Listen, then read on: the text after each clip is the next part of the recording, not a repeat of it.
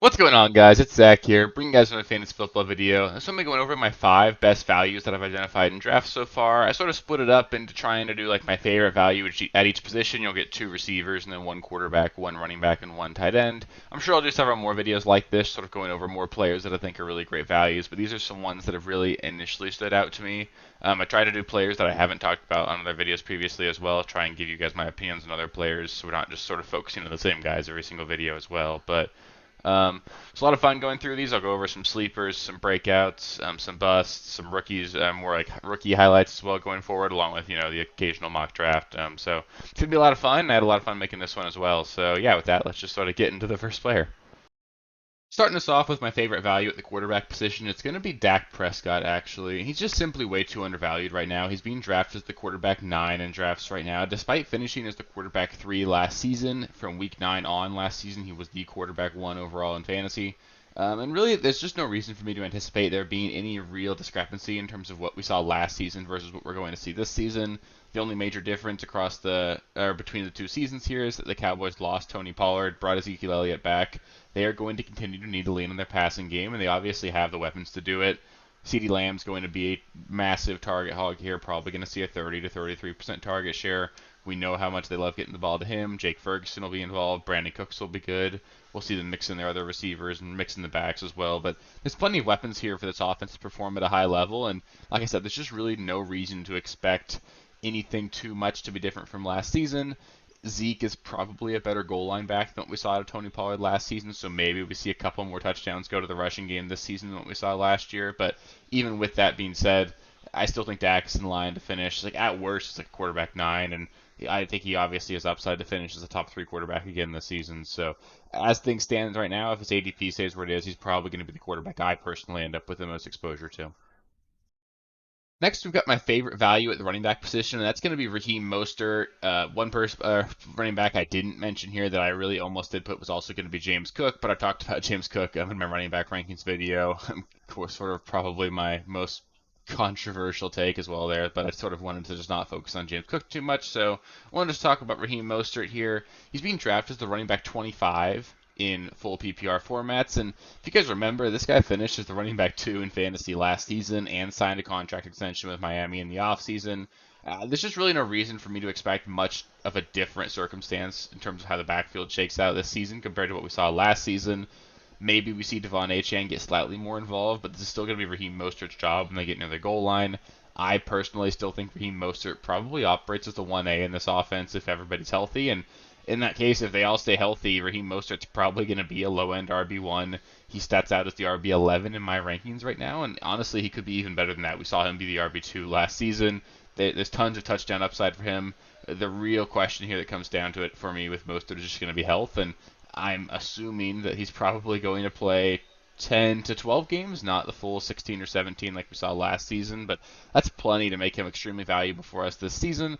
And on top of that, in my rankings, obviously, that's why he's projected to be my RB11, is because I'm assuming all these players are going to play all 17 games. So I get why he's being drafted lower than where he finished last season, but assuming he stays healthy, he's going to be an absolute steal where he's being drafted, and he's being drafted late enough that you're not drafting him as a guy you're depending on. You're drafting him as like a nice luxury piece, and he really could be one of the best value picks in fantasy right now at the running back position.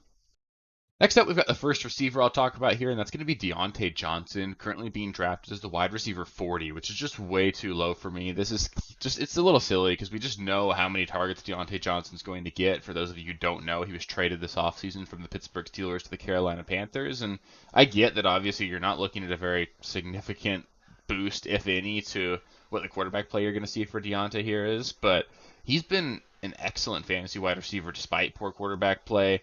And there's just no reason for me to be any more worried about Bryce Young than what we were with like Kenny Pickett and Mason Rudolph for this guy last year.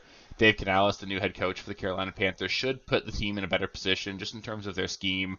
We've seen Dave Canales make offenses better everywhere he's gone, from Seattle to Tampa Bay now to Carolina. I'm expecting this to be a much better passing offense this season than what it was last season. And if you guys remember Adam Thielen last season, he finished as the wide receiver 17 over the first half of the season before Thielen's body sort of started just wearing down. He was the wide receiver 8. So I think you're legitimately looking at a guy in Diontae Johnson that's going to be a target leader for this team, probably going to see 9, 10 targets every single week. And In full PPR, that's going to be extremely valuable, even if he only scores 2 or 3 touchdowns over the course of the season. I currently have him statted out as my wide receiver 16. Maybe that's a little bit too high, but wide receiver 40 is simply way too low for a guy that we know is going to lead his team in targets and should just be an extremely valuable piece for your guys' rosters. Next, we've got one more wide receiver I wanted to highlight, and that's going to be Ladd McConkey. I'll talk about him a lot more in future rookie videos as well, but he's just simply being drafted way too late for me, being drafted as the wide receiver 46 in full PPR formats. He's just going to immediately operate as the number one wide receiver for the Los Angeles Chargers, and we know that Justin Herbert is an extremely talented quarterback and is a guy that's going to put up pretty good numbers, especially probably more efficient numbers than what we've seen over the last several years because of how much this team's going to rely on their running game. You're going to see limited volume, but increased efficiency out of this Chargers passing offense. And I think McConkey's got a legitimate shot to dominate target share here. I think he's already the most talented route runner of any of the wide receivers in LA. You've obviously got Quentin Johnston, Joshua Palmer. They signed DJ Chark as well.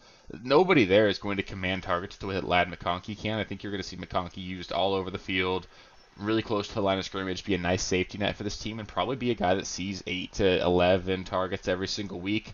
Be a guy that I think they're going to use really similar to like how we see the Detroit Lions utilize Amon-Ra St. Brown.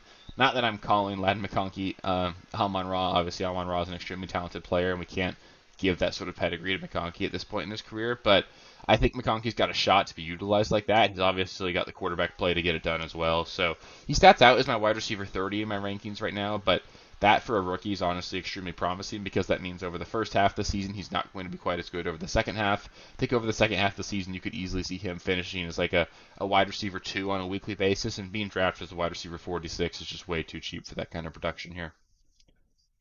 And last, speaking about the tight ends here, I'm going to highlight David Njoku as my favorite value at the position here. I currently have him ranked as my tight end 6, but he's being drafted as the tight end 11. And honestly, I think he's got a chance to even finish better than tight end 6. I think there's a legitimate opportunity here for him to potentially lead the team in targets. I know Amari Cooper is obviously that guy right now. They did bring in Jerry Jeudy this offseason as well. But David Njoku is like an extremely talented tight end. He clearly cemented himself as an important part of this offense. Amari Cooper, he's over the age of 30 now. He's on his way down, at least in terms of how well he's going to perform over the next several years in his career. And I'm not a believer in Jerry Jeudy at this point. So I think there's a very real opportunity here for David Njoku to at least be second on the team in targets, potentially first. He's going to be a guy that they're going to manufacture touches for, and he's probably the lowest drafted tight end of all of them that I think has a legitimate shot to finish as a top 3 guy. He had the most points per game at the position from week 14 on last season, so he's shown in stretches that he can be a top 1 fantasy tight end. He was the top 3. He was the tight end 3 in fantasy over the back half of last season, and he finished as the tight end 6 over the course of last season as well. So no matter how you really slice it, I think he's easily going to beat his ADP of tight end 11, and I think he's obviously got the upside to potentially be a top 3 guy here. So he'll probably be the tight end I end up with the most exposure to if he stays where he's being drafted, and I highly recommend targeting him wherever you can right now. So that'll do it for my 5 favorite values right now. Up next, I'll be going over some sleepers. I'll highlight 5 to 10 players that I think are going just way too late and guys that are definitely worth some high-end dart throws later on in drafts. Those videos are always super fun, and I'm obviously going to try and sort of refresh these as the offseason goes on as well, because I'm certainly going to have new opinions when we get into July and August than what I do right now here in May. But it's going to be super fun. There will be several videos coming out every single week over the next several months. We'll always have 4 or 5 videos going on during the course of the regular season as well, so it's going to be a lot of fun. If you guys want to make sure you don't miss any of that content, just make sure you subscribe to the channel, click the bell so you get notifications when more videos come out, and just help me help you by giving you all the information I can and helping you find your way to a fantasy championship this season. So it's going to be a lot of fun. If you guys liked this video, which I hope you did if you made it this far, just do me a favor, give me a thumbs up. It helps with the algorithm and all that. So I appreciate you guys. It's going to be a lot of fun. We got a long way to go. So thanks, guys, and I'll catch you next time. Peace. Thank you guys for watching. If you haven't already, please be sure to subscribe to the channel, like the video, check out these other videos here if you haven't. If you want more content, please feel free to follow me on Twitter at RealSteelFFB. I'll be more active on there as the season goes on. Thanks. Catch you later.